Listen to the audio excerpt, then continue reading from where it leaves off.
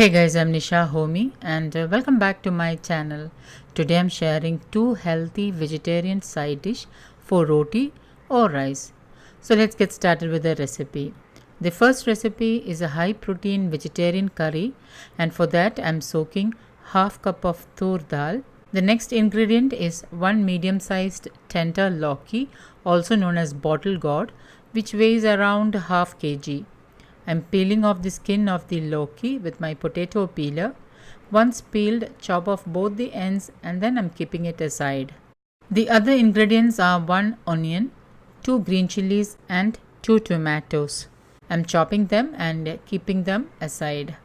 Heat a pressure cooker with 2 teaspoon wood pressed coconut oil, or you can use any locally sourced unrefined oil from the place you live in, or you can even use desi ghee. Once the oil is heated, add in 1 teaspoon jeera, and once it splutters, add in the chopped onion and slit green chilies. Give this a stir.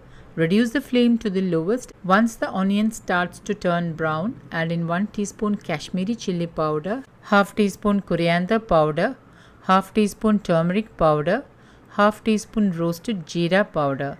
Now give this a quick mix so that the spices get roasted and the raw flavor of the spices are diminished. Add in the chopped tomato, mix well and add in pink Himalayan salt as needed. Let it saute on low flame.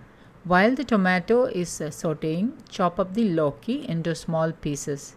In between, give the tomatoes a stir. The dal is nicely soaked, so rinse it a couple of times and then discard the water. Add the rinsed and strained dal into the tomatoes and add in about 1.5 to 2 cups of water. Put the flame on high and give it a stir.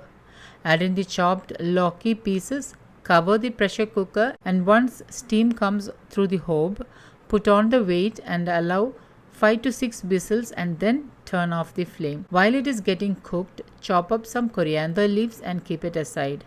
Once the pressure has released by itself, open the cooker and with a ladle lightly stir the cooked lauki and dal. Sprinkle in the chopped coriander leaves and my healthy protein-rich lauki dal curry is ready to serve.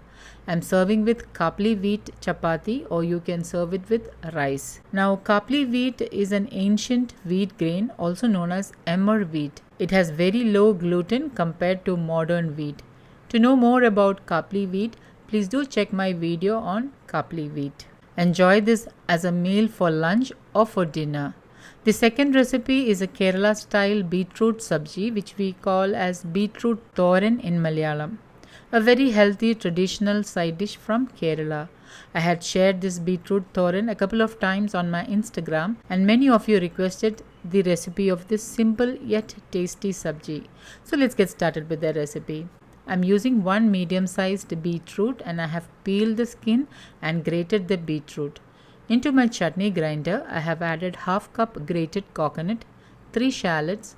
Shallots or button onion are rich in antioxidants and is a must in Kerala cuisine. 1 green chili or as per your taste, a sprig of curry leaves. Curry leaves are a good source of iron and folate. Though it is usually added in the tadka, I am also adding in some when I grind the masala. Try to use curry leaves in your diet if you have iron deficiency, anemia or hair fall issues. Add in half teaspoon turmeric powder, 3 to 5 black peppercorns to help the turmeric absorb faster into your body, and grind all this coarsely. Just 1 or 2 pulses would be ideal. Once ground, this is how it looks. Heat a cast iron pan with 1 teaspoon wood pressed coconut oil, and once the oil is heated, add in half teaspoon mustard seeds, and once the mustard seeds starts to splutter, add in 1 shallot sliced, fresh curry leaves and stir well. Add in the grated beetroot and add in 2 tablespoons water, pink Himalayan salt as needed and mix well. Cover and let it cook on low flame. Now the reason I prefer cast iron pan is that it retains more heat. Also, cooking in cast iron pan helps in better iron absorption. So if you have iron deficiency anemia, then try to cook at least one meal in a cast iron cookware. So after about 2 to 3 minutes, open the lid and add in the coconut mix. Cover and let it cook on low flame. And mix well for about a minute, and once the thoran is dry, and the beetroot is cooked, it's ready to serve. I served it with kapli wheat chapati drizzled with desi ghee. However, this sabji is also paired good with Kerala matta rice.